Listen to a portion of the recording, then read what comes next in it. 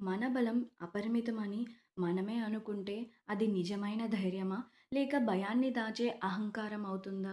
ఈ సత్యాన్ని మీరు కూడా తెలుసుకోవాలంటే భగవద్గీతలోని 10వ శ్లోకం మనకి ఇది చూపిస్తుంది. హలో అందరికీ! Welcome back to GKL with Satyabhama. మునుపటి శ్లోకంలో దుర్యోధనుడు ఏమన్నాడు?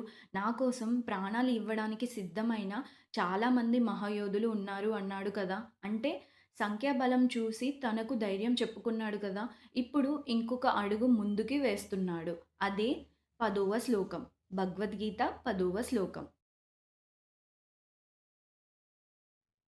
అపర్యాప్తం తదస్మాకం బలం భీష్మాభిరక్షితం పర్యాప్తం త్విదమేతేషాం బలం భీమాభిరక్షితం. ఈ శ్లోకం యొక్క మీనింగ్ ఏంటంటే దుర్యోధనుడు ఇలా చెప్తున్నాడు. మన సైన్య బలం అపరిమితం. ఎందుకంటే దాన్ని భీష్ముడు రక్షిస్తున్నాడు. పాండవుల బలం మాత్రం పరిమితం. ఎందుకంటే దాన్ని భీముడు రక్షిస్తున్నాడు. బయటకు మనకిది ధైర్యంగా కనిపిస్తుంది కదా! కానీ లోపల ఇది తన యొక్క భయానికి ఒక ఉదాహరణ. లేకపోతే ఒక సంకేతం అనుకోవచ్చు మనం. సో, ఇప్పుడు మనం ఈ శ్లోకం లైన్ బై లైన్ ఎక్స్‌ప్లనేషన్ చేసుకుందాం. ఫస్ట్ లైన్ ఏంటి?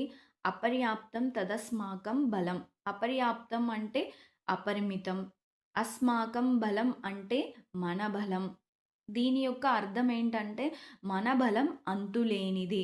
సో, ఇక్కడ తన యొక్క ఫీలింగ్ ఏంటో తెలుసా? తన సైన్యాన్ని గొప్పగా చూపిస్తున్నాడు.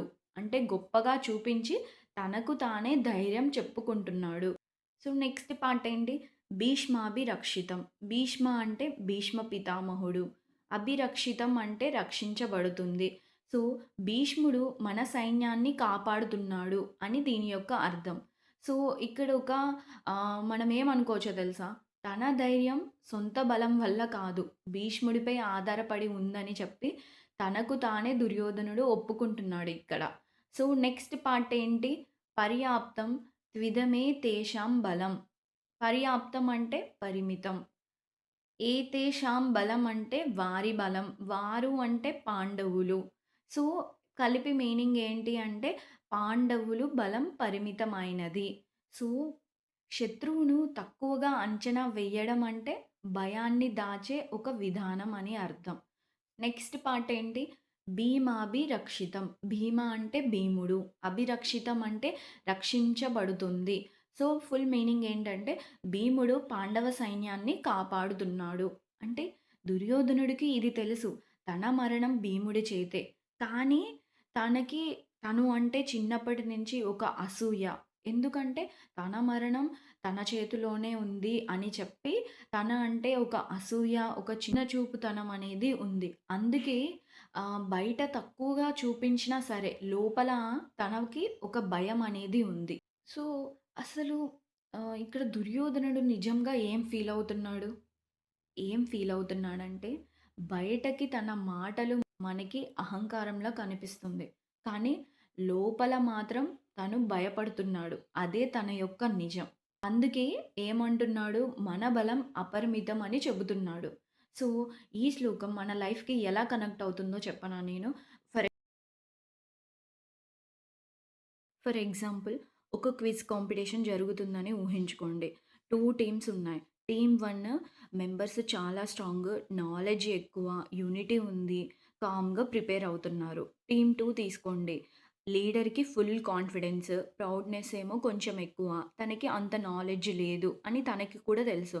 కానీ టీమ్ 2 లోపల ఇలా అనుకుంటున్నాడు. ఆపోజిట్ టీమ్ చాలా స్ట్రాంగ్. వాళ్ళకి నాలెడ్జ్ కూడా ఎక్కువ. కానీ మన టీము కూడా వీక్ ఏం కాదు గదా! మన టీమ్ కూడా స్ట్రాంగే కదా! సో, కొంచెం టైం తర్వాత చుట్టుపక్కల ఉన్న వాళ్ళంతా ఏమనుకుంటున్నారంటే టీమ్ 1 ఎలా అయినా గెలుస్తుంది. ఎందుకంటే వాళ్ళు చాలా స్ట్రాంగ్ కదా! సో, వాళ్ళే గెలుస్తుర్రు అనుకుంటున్నారు. కానీ అప్పుడు టీమ్ 2 యొక్క లీడరు ఏమనుకుంటాడో తెలుసా? తనలో ఒక ఇగో అనేది స్టార్ట్ అయిపోయింది. సో, ఇగోతో ఇలా మాట్లాడుకుంటాడు. వాళ్ళ స్ట్రెంత్ పరిమితం మాత్రమే. కానీ మన స్ట్రెంత్ మాత్రమే అపరిమితం. ఎందుకంటే మన సైడ్‌లో చాలా స్ట్రాంగెస్ట్ మెంబర్స్ ఉన్నారు. కానీ ఇది నిజం కాదు కదా! ఇది ఒక సెల్ఫ్ కాన్ఫిడెన్స్‌లా కనిపించే ఒక అహంకారం. ఇగోతో వచ్చిన ఒక ధైర్యం. సో, దుర్యోధనుడి ఎగ్జాక్ట్ మైండ్ సెట్ కూడా ఇదే అనమాట. దుర్యోధనుడు కూడా అదే అనుకుంటున్నాడు.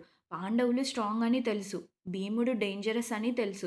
కానీ మన పక్షంలో భీష్ముడు ఉన్నాడు. మన సైన్యం అపరిమితం. వాళ్ళ బలం పరిమితం.